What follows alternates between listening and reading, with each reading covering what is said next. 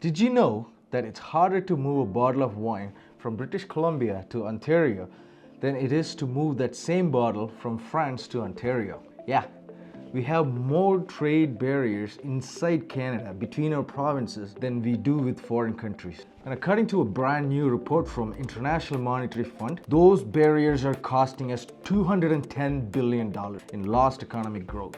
Yeah, that's billion with a B. That's like the entire GDP of New Zealand, just gone, because we can't figure out how to trade with ourselves. So today, we are diving into Canada's weirdest economic problem, what the Carney government is trying to do about it, and why the IMF just told us we need to get our act together. Let's go.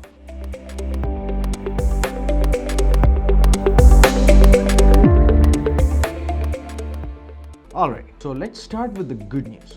Last Sunday, Prime Minister Carney announced a bunch of new measures to make groceries and everyday essentials more affordable for Canadians.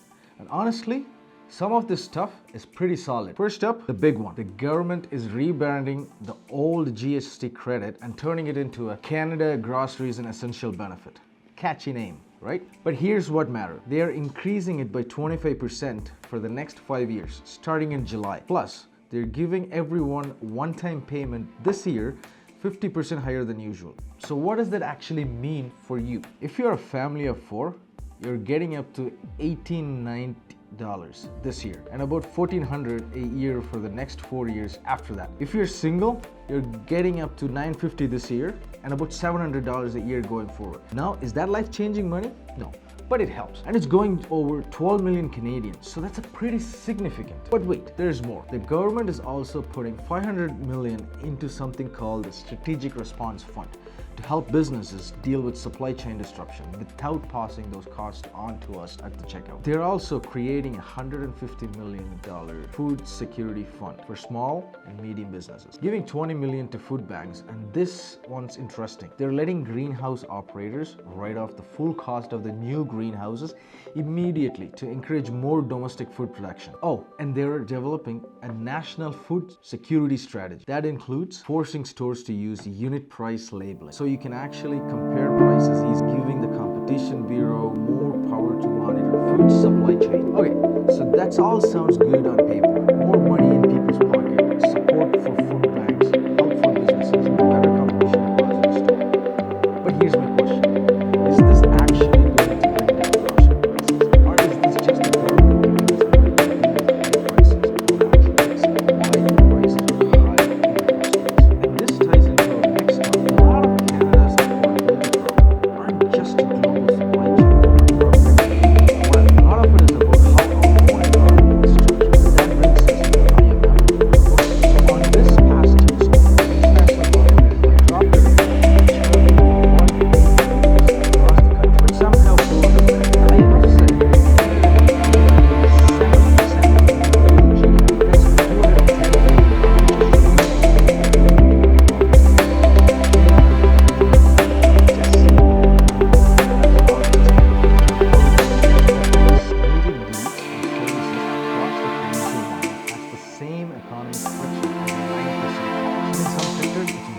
in healthcare and education, where you need professional licenses to work, the barriers are equivalent to 40% tariff. 40%. The IMF literally said that law would be prohibited in most international trade agreements. Let me give you the real example of how common this is.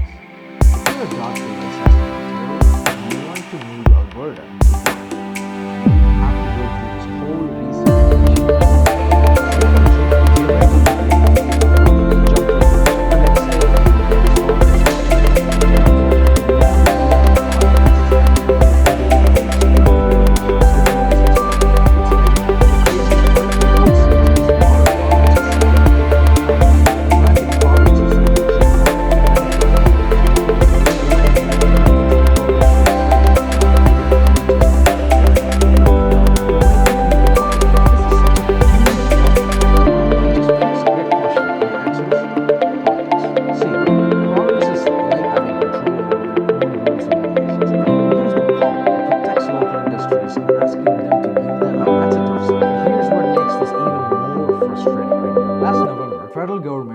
the provinces actually signed an agreement to drop those trade barriers on most goods, except they left out alcohol and food, and also left out services, which according to IMF make up 4/5 of the potential GDP gains. So basically, they signed an agreement that looks good on paper, but doesn't actually fix the biggest part of the problem. Canada isn't really one economy, it's really 10 economies. And she's right.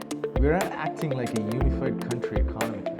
We're acting like a bunch of separate mini countries that happen to share a flag. Alright, so the international trade barriers are a huge issue, but they're actually part of a bigger problem that the IMF just called out in another report released last week. The IMF did their annual checkup on Canada's economy, and it's called an Article 4 consultation, and basically said, hey Canada, you're doing okay, but we've got some serious issue you need to fix. The big picture, Canada is dealing with major trade shocks, mostly because of United States tariff. And while we are handling it better than expected, our long-term outlook is not great. Here's the key quote from the report. Canada is facing long-standing weaknesses in productivity and competitiveness. Translation, we are not efficient enough, we are not innovative enough, and we are getting left behind by other advanced economies. The IMF says growth is going to be subdued in the near term.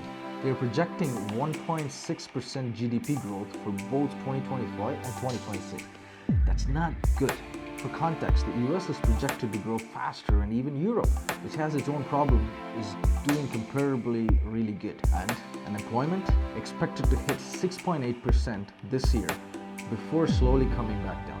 Inflation is under control, staying around 2%, but that's basically the only good news. But here's the most important part. The IMF said that the number one thing Canada needs to do to improve our economy is fix productivity. And you know what one of their top recommendations was? Remove internal trade barriers. See how this all connects? Prime Minister Carney is trying to make life more affordable by giving people money and supporting businesses. That's good, but it's a band-aid. The real solution is making Canada economy more efficient, more competitive, more productive. And a huge part of this is letting provinces trade with each other like we're actually one country. Okay, so where does this leave us? Here's the reality. Canada is at a crossroads economically. On one hand, we've got a government that's trying to help people with affordability measures, more money in pockets, support for food security, tax breaks for greenhouses. That stuff helps in the short term. On the other hand, we got a deep structural problem. Those measures do not fix internal trade barriers, low productivity, an economy that's too dependent on the US and vulnerable to their tariff threats. And here's the frustrating part. The solutions are right here. The IMF literally spelled them out. The good news, there is momentum. Last November's agreement on goods, that was a start. Even it was incomplete, and with the United States threatening tariff, finally a sense of urgency to look inward and strengthen our domestic economy. Bad news, it's complicated. So it's going to take time, it's going to take coordination, and it's going to take leadership, both federal and provincial, that's willing to put Canada's overall economic health above provincial turf wars. Look, here's my take. Canada has an incredible opportunity right now. We have $210 billion economic growth just sitting on the table, waiting for us to grab it. We don't need some miracle, innovation, or massive foreign investment to unlock it. We just need to get out of our own way. Imagine what we could do with an extra $210 billion in GDP, better healthcare, better infrastructure, more jobs, higher wages, actually affordable housing.